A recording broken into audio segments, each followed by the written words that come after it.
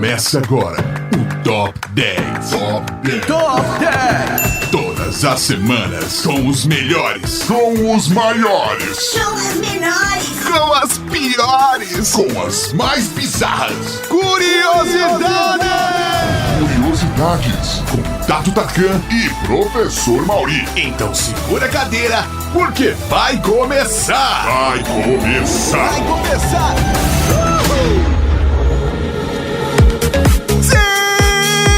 Sejam bem-vindos a mais um Top 10. Eu sou o Tato Tarkan e aqui do meu lado o desentendido professor Mauri.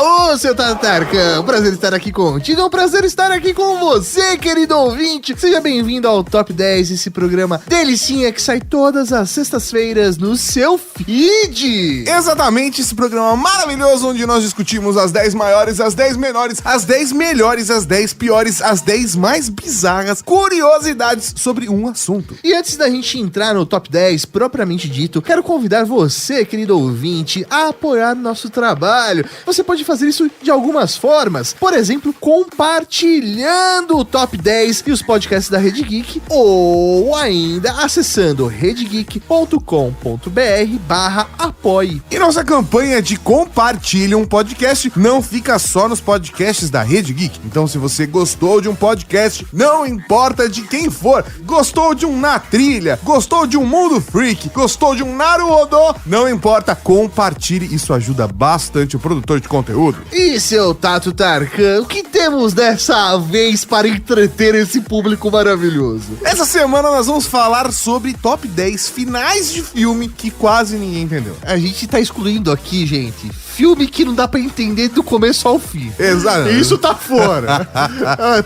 Donnie Darko ficou fora. Porque não é só o final, é o começo e o meio também que ninguém entende.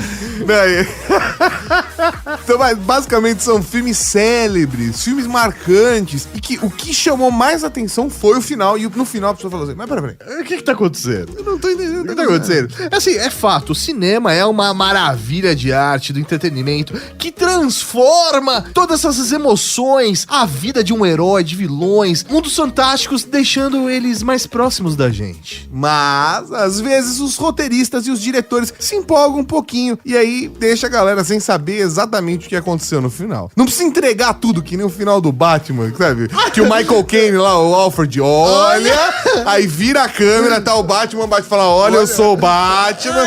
A mulher gato olha e fala, olha, eu sou a mulher gato. E volta pro Michael Caine e olha de novo. Dá uma piscadinha. Tenho certeza que são vocês agora. É isso aí. E aí no final o Batman também dá uma piscadinha. Explicar demais também é ruim. Mas nesse top 10 nós queremos aqui esclarecer alguns finais de filme que algumas pessoas não entenderam. Professor Mauri, tem alguns que nem eu entendi. Eu devo dizer... Eu posso pagar de intelectual e falar que entendi todo? Pode, você pode fazer o que você quiser. Mas não é verdade, não é verdade. Não é verdade. Não é verdade. Conheço gente que não entendeu o final de Matrix. Caralho, não é possível, velho. Não tá nesse top 10. Não vai ser nem menção honrosa. Não isso. vai ser, não. Eu não entendi o que eles fizeram com Matrix 3. Aí sim, eu isso não é justo. consigo entender por que isso. Exatamente. Mas entender o final é complicado. Eu não consigo entender porque tá difícil de encontrar à venda no Google Play a versão legendada com áudio original do Matrix.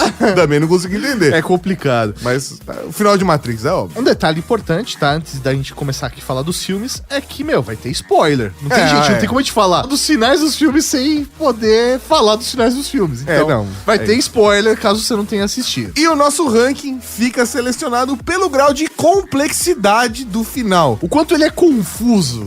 Porque não necessariamente complexo é igual a confuso. Às vezes é os dois. E no caso, é assim. Então faça a sua lista que começou o Top 10.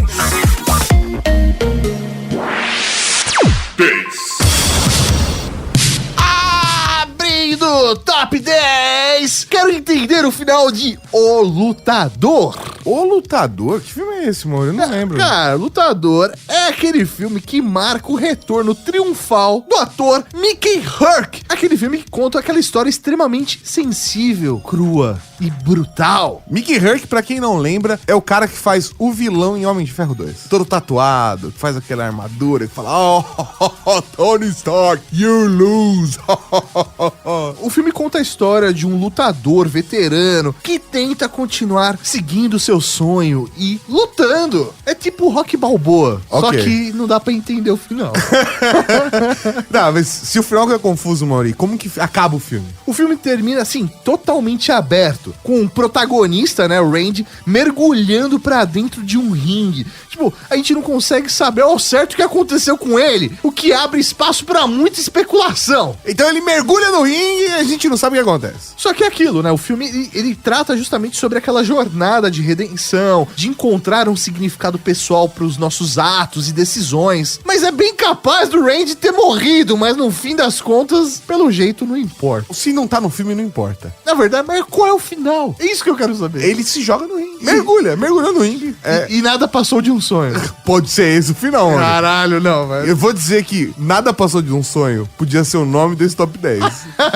Porque muitos dos filmes dessa lista podem acabar com não era nada mais do que um sonho. 9.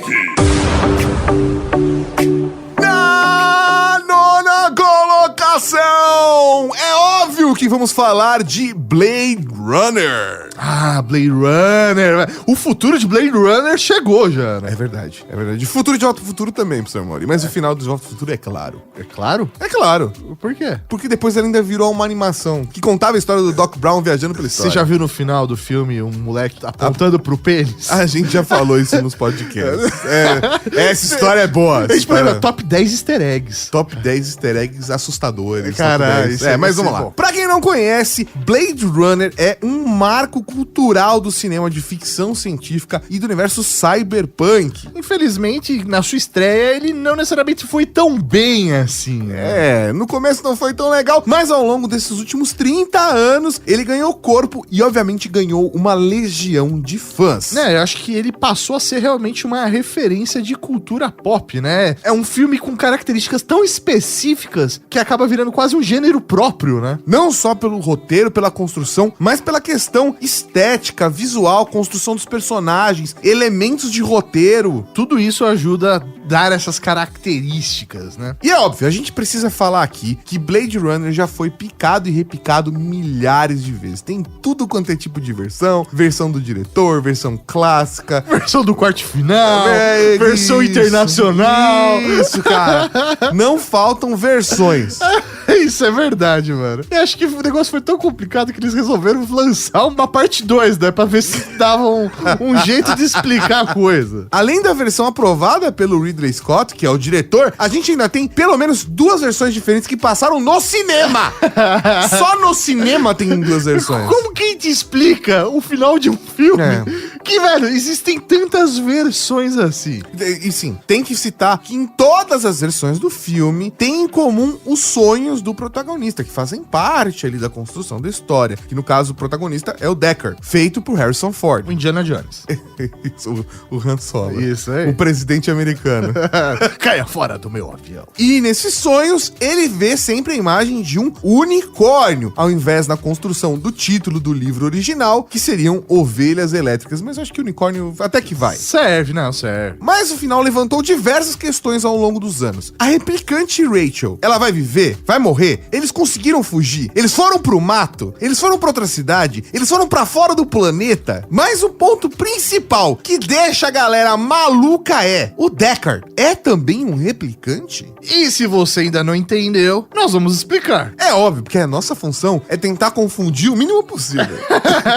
O mínimo possível. E a resposta, bem clara, é sim. Deckard é um replicante, e eu explico, pra não ficar chato, que pro próprio Ridley Scott, a resposta resposta era clara desde o primeiro corte do filme. Deckard é um replicante. Antes dele fugir com a replicante Rachel, ele encontra um origami de unicórnio dentro do seu apartamento, feito pelo policial Gaff, que demonstra suas habilidades de dobradura de papel em alguns momentos do filme. A única maneira do detetive saber que o Deckard sonhava com unicórnios era o fato do detetive também ser um replicante, com memórias implantadas e registradas em algum arquivo da empresa Tyrell. Ou seja, ele tinha acesso às memórias, aos pensamentos, porque ele era um replicante. Isso, todos os replicantes tinham algumas coisas em comum, inclusive essa era uma das memórias implantadas nos androides. Então, final explicado. 8. Na oitava colocação, o filme Amnésia. Christopher Nolan tem um talento de explicar demais em alguns momentos e explicar de menos em outros. É, cara, ele precisa chegar no meio termo dessa régua aí, né? Cara. É muito louco como o Christopher Nolan, ele, desde esse primeiro filme dele, né, que é o Amnésia, ele tenta fazer aí o seu público um pouco de bobo, né? Às vezes bobo demais, Mauri, mas eu entendo o seu ponto de vista, eu entendo. O filme, ele é muito louco, é tipo uma viagem de ácido. Eu não sei, eu não tive uma viagem de ácido pra poder comparar, Zé. Já me contaram. Ah, ok. E aí, o bagulho é muito louco, porque a narrativa, ela não é nada linear, ela, tipo, nos desafia a discernir entre o que é real e o que existe apenas na mente de Leonard, que é o protagonista da história. Que é um cara com perdas de memória recente, que tá caçando o assassino de sua esposa. Pra vocês terem uma ideia, né, explicando agora, tentando pelo menos, né, explicar um pouco aí dessa loucura do filme Amnésia, o filme ele é contado de trás pra frente. Então o começo é o final e vice-versa. A história pode ser contada de um lado pro outro, de um lado pro outro, entendeu? É, mas ela foi contada de trás pra frente. Propósito. De propósito. Então ele já fica, obviamente, complicado definir o que seria o final do filme propriamente dito. Porque pode ser o começo. O começo é o final? Ou o final é o começo? Já o que não sei. acaba agora, amanhã é hoje? Não sei. E pra complicar a situação ainda mais, as cenas em preto e branco no filme estão em ordem cronológica normal e se passam antes da trama colorida. Você tem que pensar O que tá quadridimensionalmente. colorido é o contrário. O que tá em preto e branco acontece antes do que é colorido e acontece na ordem linear. Mas após muita confusão, né? O Leonard, ele acaba matando quem ele imagina ser o assassino. Porém, seu amigo Ted, um policial de moralidade duvidosa, afirma que eles já encontraram o verdadeiro assassino há mais de um ano. E Ted tem usado o loop de memória de Leonard pra matar pessoas ruins durante todo esse tempo. Eu vou usar a sede de vingança desse meu amigo com perda de memória recente pra transformar ele num assassino. É isso aí. O que o Leonard faz? Ele escreve numa foto que ele guarda, né, do Ted, a frase: "Não acredite em suas mentiras." Anota a placa do carro dele como se fosse uma pista e o abandona. Então no começo, que na verdade é o fim, que é a única cena que é passada de trás pra frente no filme, Lenny acaba de matar Ted e tira uma foto. Então, no final das contas, todo o ponto do filme não é sobre tentar preservar a memória e no que seguir, mas sim sobre a falibilidade do que nos recordamos e sobre como criamos nossa própria realidade, assim como o Lenny faz, quebrando o círculo de manipulação e obsessão. Se você não entendeu agora, não vai entender nunca. Mas a gente só entendeu isso porque a gente pegou as cenas coloridas, inverteu de ordem, pegou as cenas preto e branco, colocou antes. Todas. E reinverteu o início, que na verdade é o fim. 7.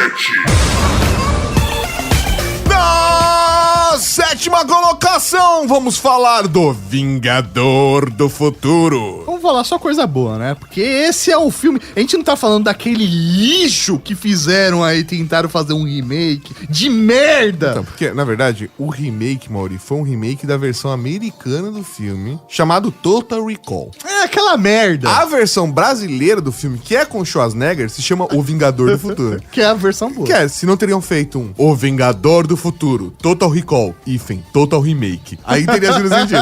Mas no caso não, a gente tá falando do filme do Schwarzenegger. Aquele clássico da ficção científica que se passa em Marte. Exatamente, ele faz uma aventura inesquecível pra Marte, porque brinca com a própria percepção de realidade, coisa que o autor do conto original, Philip K. Dick, adorava fazer. A parada era que o Arnold Schwarzenegger queria ter uma viagem de férias fantástica, e aí ele teria contratado uma empresa chamada Total Recall pra inserir a memória nele de que ele era, na verdade, Um agente especial, infiltrado numa viagem maluca pra Marte. E é muito louco porque aí durante o filme você fica toda hora se questionando se o que ele tá vivenciando faz parte do sonho, da memória implantada Na realmente, cabeça dele, pela empresa. ou se o Total Recall acabou despertando, liberando uma memória bloqueada pelos corruptos de Marte. Então, no final do Vingador do Futuro, o Schwarza e a moça mutante encontram um artefato alienígena colossal no subsolo de Marte. Ativam um mecanismo, apesar de claramente precisar da mão de um ET pra funcionar, né? Não, a mão do Schwarza é grande. Faz uma adaptação. Faz uma vida longa e próspera aí. Ao contrário. E coloca ali, sabe? Funciona. E aí todo o gelo enterrado é rapidamente vaporizado, dando uma atmosfera respirável para o planeta. E aí o céu fica azul e até aí é um final feliz padrão de filme otimista, certo? Mas... E se eu te disser que todo mundo que simplesmente aceitou esse final não entendeu o filme? Não entendeu patavinas do filme? Mas como assim, velho? Me explica essa parada. Olha lá, eu explico. Acontece que, assim como no conto de Philip K. Dick, que deu origem ao filme, tudo é feito pra você duvidar desse final. Porque se você prestar muita atenção no início do filme, quando o Quaid vai ter a sua experiência customizada na Recall, Quaid, que é o personagem do Schwarza. todos os elementos que compõem a trama e o final são inseridos no computador. E é claro que o próprio desenvolvimento coloca esse fato em questão mais tarde, mas justamente faz parte da graça. Então, para o diretor Paul Verhoeven, tudo acaba se passando somente na cabeça do pobre construtor civil com corpo de halterofilista, que é o Quaid. É muito bom, velho. Adoro esse filme. Abra sua mente. Abra sua mente! 6. Na sexta colocação, O Psicopata Americano. É Psicopata Americano mesmo o nome do filme em português? É. Que em inglês é American Psycho, né?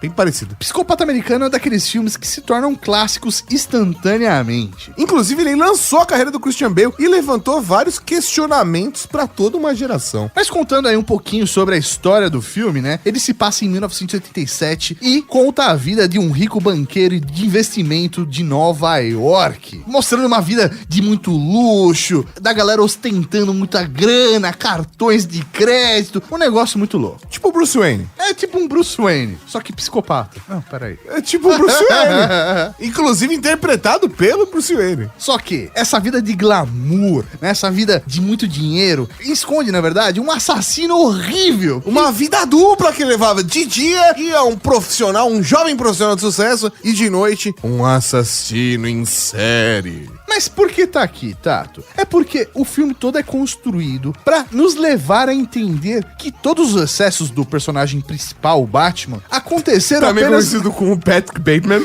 aconteceram apenas na cabeça dele, pois o protagonista se encontra com um advogado para confessar seus crimes, mas aparentemente uma de suas vítimas está Vivinha da Silva. E aí, aconteceu na cabeça dele ou não o bagulho? Ele mata as pessoas ou não? Olha, esse eu não vou explicar o final, mas eu vou colocar uma pulguinha atrás da orelha de vocês. Porque a gente ficou zoando que é o Bruce Wayne e tal, porque é o Christian Bale, né? Sim. E sabe qual é o nome do personagem? Qual? É Patrick Bateman. Só que se você ler com a pronúncia em português, é Patrick Bateman. Por essa você não esperava. É o Batman! É o Batman!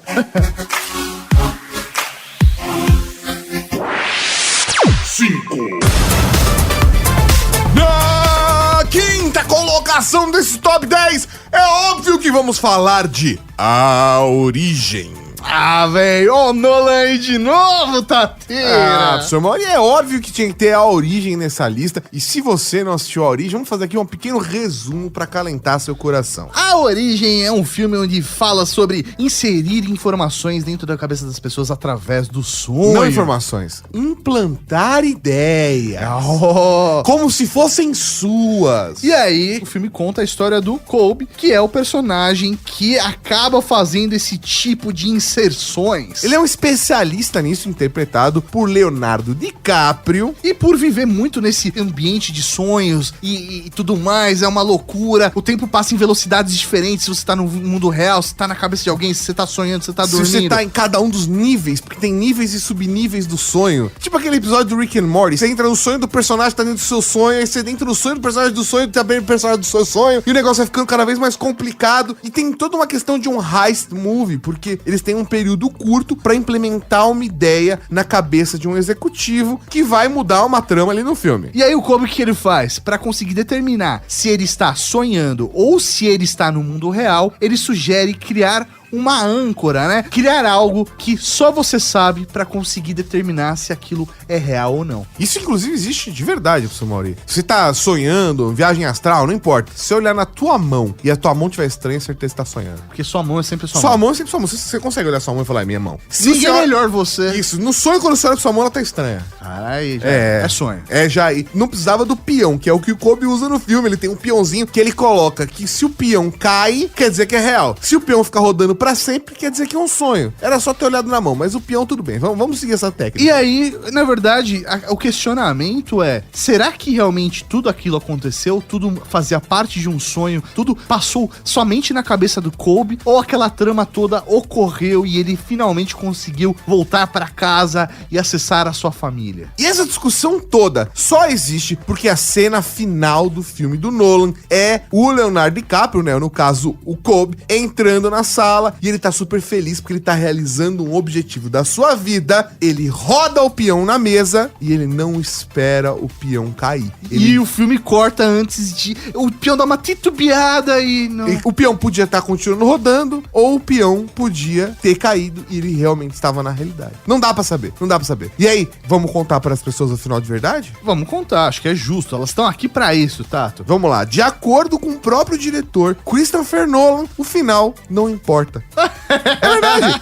Ele falou, o final não importa. Todo ponto do final é sobre as escolhas que fazemos. E aí o Kobe, de certa forma ou de outra, escolheu voltar pra casa, enterrar o passado de vez por todas. Então, não importa se é real ou não aquele final que ele vai vivenciar. Eu tenho um final alternativo pra isso. Ele Tato. aceitou. Ele aceitou. É do tipo aquela que você só aceita. Tem um final alternativo pra isso. Que é o quê? Que é a versão de Michael Caine, que é o pai do Kobe. O Michael Caine, na hora que ele leu o roteiro, ele chegou pro diretor, pro Nolan, e perguntou: meu, mas tá muito confuso entender o que é sonho, o que é mundo real. Eu preciso entender pra conseguir interpretar melhor. Aí o Nolan virou pro Michael Caine e falou assim: toda vez que você tiver em cena, é mundo real. Então, de acordo com o Michael Caine, Aquela cena acontece no mundo real, porque ele está naquela cena. tá aí. Tá aí a resposta. Tá resolvido. Ou foi só uma mentira do Nolan pro Michael Caine fazer tipo, uma... cala a Cala a boca. boca. Se você tá em cena é por... Como é que eu posso dar uma resposta abstrata o suficiente pra ele calar a boca? Se você tá em cena, é real. E cara do Michael Caine, tipo, marcando assim com marca-texto. Real. Real sonho. Real. Sonho. Mas pra esse filme ficar mais fácil, a gente faz o seguinte, Mauri. Vamos fazer uma versão que todas as cenas que o Michael Caine está, a gente coloca em preto e branco e tira de ordem, inverte o resto. Caralho, e aí o peão, na verdade, ele sempre vai ficar girando. Exatamente. E vai parar na mão da pessoa. Começa o filme com o peão girando. Caralho. 4, Na quarta colocação, o Homem Duplicado. Olha só, Homem Duplicado. Aquele filme inspirado Aquele filme inspirado no livro homônimo do Nobel de Literatura, José Saramago. e, obviamente, ele é, no mínimo, estranho. Ele conta a história do professor universitário Adam Bell, que começa a perseguir um ator chamado Anthony Clare, que é fisicamente idêntico a ele. Isso já aconteceu comigo em São Caetano, mas fica pra outro podcast. Você foi o perseguido ou perseguiu? Às vezes as pessoas me chamavam de outro nome, acho que era Igor, se não me engano. Eu aceitava. Não vou nem falar a história do Ângelo, mas o Igor, nosso tempo todo. E aí, quando os dois personagens se conhecem e começam a entender a psique de cada um deles, eles descobrem que não poderiam ser mais diferentes. Mas a pergunta é, por que o Homem Duplicado está aqui, professor Maurício? Está aqui porque, no final, o professor ele toma o lugar do ator após matá-lo. E conforme Adam tenta se adequar à nova personalidade, uma aranha gigante tomando o lugar da esposa de Anthony. Cara, isso é bem louco. Mas isso faz parte meio que da assinatura do diretor, né? O Villeneuve. Mas ainda assim é bem louco. Mas segundo o próprio diretor, o resumo do filme e seu significado é o seguinte: Anthony, o ator, está infeliz com seu casamento e as mulheres estão dentro da sua cabeça, criando uma teia. Ele quer escapar da teia por meio da traição. Em contrapartida, as aranhas representam para Adam a sua inabilidade de lidar com mulheres, pois ele sempre as vê como mães angelicais ou objetos sexuais de pouco valor. Ou seja, os seus inimigos são eles mesmos, as suas naturezas e os seus desejos. Profundo. Mas as metáforas são complicadas às vezes, principalmente quando você coloca no ambiente audiovisual, né? Aí fica, pô, tem metáfora que não funciona, Maurinho. Não dá certo. 3. Na terceira colocação desse top 10, vamos falar da Ilha do Medo. Filmaço, filmaço. É muito bom esse filme. Não tem nem o que explicar. E ele é um daqueles filmes super desconstruídos, que tem um plot twist, né? E vai... É quase um Shyamalan. Você tem que assistir ele 3 vezes pra você falar, agora sim, entendi o porque filme. você começa a pegar detalhes, Tem você que ser em volta. seguida, não é 3 vezes na vida. Tem que ser assistir uma vez, aí a segunda vez você pega mais detalhe, e a terceira você pode falar que entendeu. Entendeu? E explicar o final. E é por isso que a gente tá aqui, porque a gente assistiu 3 vezes seguidas, então a gente pode falar. O filme conta com aquela dupla, Martin Scorsese e Leonardo DiCaprio. Martin Scorsese dirigindo o filme, esse thriller super envolvente, e Leonardo DiCaprio como o detetive Ted, que é na verdade Andrew. E o filme, por acaso, se passa numa ilha, tá? A ilha existe. Do medo. A ilha existe. Mas a parada é que no filme a gente descobre que o Ted, que é um detetive, é na verdade o Andrew, que é um paciente que foi internado após a esposa ter matado os filhos num fim de tarde idílico. O homem chegou em casa, encontrou a cena aterrorizante e atirou na própria esposa antes da polícia chegar. Por conta disso, ele foi internado nessa ilha. Mas tem um ponto muito importante que você tem que prestar atenção nesse filme, que é um diálogo entre o DiCaprio e o Hulk. Não é o Hulk, é o ator que faz o Hulk, que é o Mark Ruffalo, no personagem que ele fez ali. E presta atenção de verdade, porque muita gente deixou passar reto esse diálogo. Não o fato dele ser o Hulk, mas o fato do diálogo. Quando apareceu o Hulk, você fala, não é o Hulk, tem que prestar atenção nesse diálogo. Porque nessa conversa, minutos antes do Andrew ser lobotomizado, ou seja, ter a sua memória apagada, ele diz, esse lugar me faz pensar o que seria pior, viver como um monstro ou morrer como um bom homem. Então, as últimas palavras de Andrew confirmam que, em vez de testemunharmos um procedimento em um homem insano, a gente está assistindo, na verdade, uma escolha sã de um homem inteiramente apagada para não ter que lidar mais com a sua culpa. Sinistro. O cara se fez de maluco pra ter memória apagada e não ter que lidar com tudo isso. Foda demais. E o filme todo você fala, o cara é maluco. Malucaço. Na verdade, primeiro você fala, esse cara é um detetive. Você fala, não, esse cara é maluco. Depois você fala, esse cara é são. E aí é que o negócio fica mais tenso. E essa é a parte do medo do filme. O resto é porque o filme se passa numa ilha.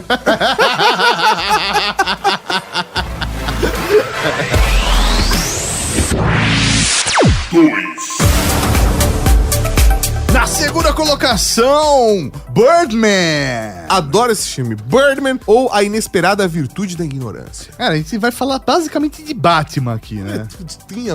Tudo tem Batman. Tudo tem muito Batman nesse rolê, né? É. E não são só os atores, porque, por exemplo, no caso de A Origem, Tem além do Alfred. tem o Nolan. Caralho, mano, é muito louco esse bagulho. Na verdade, filme de super-herói. A gente já falou de Hulk, a gente falou de Homem de Ferro.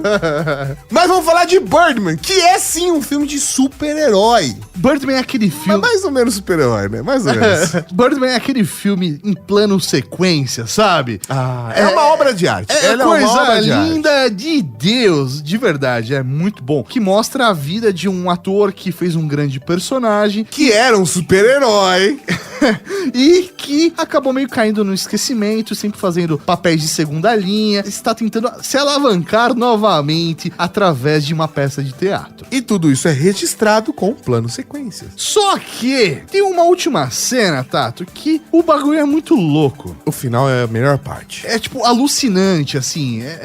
Você fica, mano, o que tá acontecendo? Não é possível que isso esteja acontecendo. É, porque a última cena do filme mostra o Michael Keaton, que é esse ator que já fez o super-herói famoso e que agora é um cara que tá destruído, completamente louco. Ele pula da janela do quarto de hospital e cai pra sua morte. Mas momentos depois, a sua filha entra no quarto, corre até a janela e olha pra cima, sorrindo, sugerindo que o Regan saiu voando pelos céus, assim como o seu personagem famoso, Birdman. Ele fica o tempo todo, né, fazendo essa relação entre ele e o personagem que ele fez. E no final, ele sai voando, mano. Então pode até parecer que é um final poético e lúdico, mas a gente tá aqui pra acabar com essa impressão maneira do filme. Acontece que, durante todo o filme, todos os momentos que demonstram elementos sobrenaturais acontecendo com o Regan podem ser explicados com fatos comuns. Um sonho. Na verdade, esses fatos são mascarados pela própria insanidade do personagem, do protagonista. Então, o fim que mostra a filha olhando pro céu sugere que, na verdade, ela herdou a mesma disfunção do pai e optou pela ilusão do pai alado, voando, sendo um super-herói, o super-herói da filha, do que de fato encarar a realidade do pai estatelado na calçada. Tenso. Ou não, ele era um super-herói mesmo.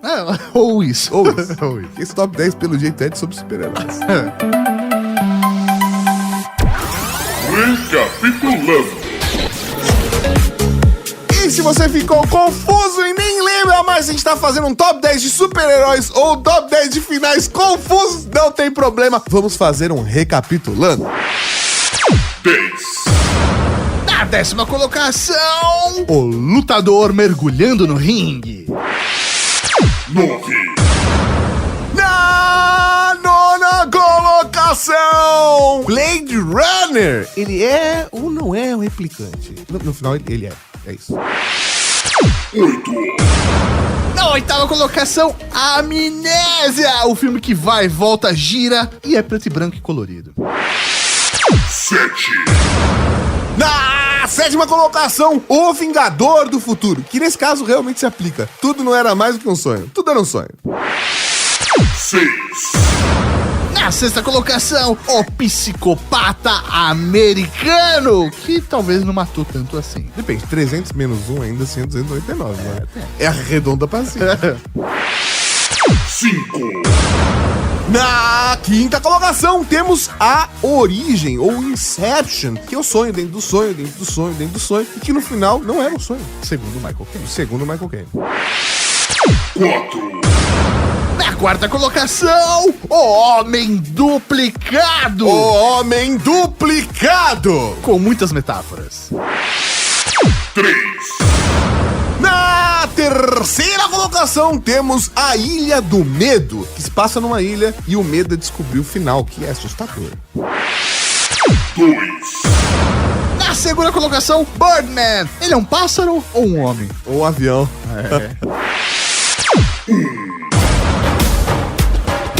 E na primeira colocação desse top 10, é óbvio que a gente tinha que falar de 2001, Uma Odisseia no Espaço. Ah, mas isso é fácil, Tato. Como você vai entender o final de um filme que você não consegue chegar no final porque você dorme antes? Cara, 2001 é um filme clássico, ele é um filme obrigatório e sim, ele é um filme que tem um ritmo completamente diferente dos filmes atuais e é difícil. Mas a gente precisa ser sincero que esse top 10 inteiro, a ideia do top 10 foi criada pra gente discutir um dos finais mais etéreos, mais confusos, mais vamos tacar um foda-se pro espectador de todos os tempos, 2001, Uma Odisseia no Espaço. E aí, vamos discutir aquele bebezão gigante? Nossa, bebezão gigante, velho. Eu já vou direto pro final. No final de 2001, a gente acompanha a viagem do astronauta Bowen através de um portal dimensional que o transporta até um quarto de hotel simulado por entidades superiores, na qual ele rapidamente envelhece enquanto observa acontecimentos bizarros e manifestações de objetos da sua vida. Por fim, o monolito lá do começo do filme, reaparece e transforma ele num bebê gigante cósmico que flutua perto da Terra. Que?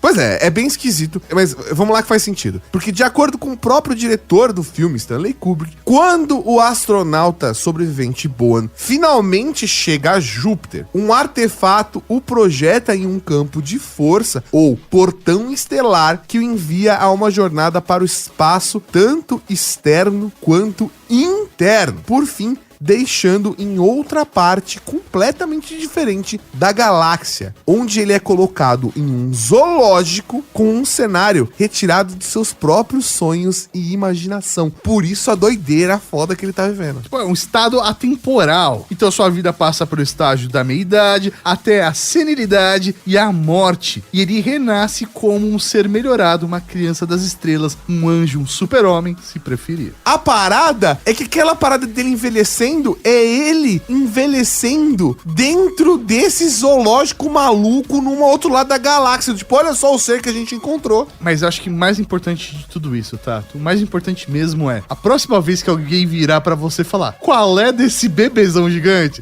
Tá aí a explicação. você pega um monóculo, uma taça de vinho, faz, Pega um monóculo, um monolito, uma taça de vinho. e fala, vou te explicar. E o ponto principal do filme é que quando ele se transforma nesse super-homem, nessa criança das estrelas, ou nesse bebezão gigante, é na verdade a retomada dele à Terra, preparado pro próximo passo no destino evolucionário da humanidade.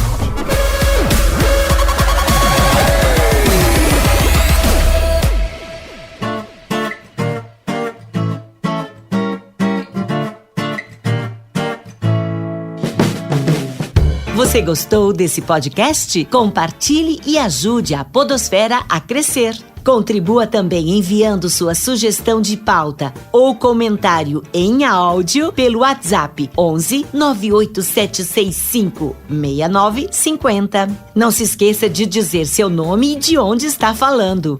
Seu feedback poderá aparecer no nosso programa de sábado, o Serviço de Atendimento à Cavalaria. Esse episódio foi realizado graças ao apoio de outros ouvintes, como você. Para saber como apoiar nosso trabalho também, acesse redegeek.com.br/apoie. Direção e apresentação, Tato Tarkan e Professor Mauri. Produção, Laura Canteiras. Pauta e pesquisa, Fernando Baroni. Arte, Tato Tarkan. E a edição divina de São Eduardo. Conheça todos os nossos podcasts em redegeek.com.br.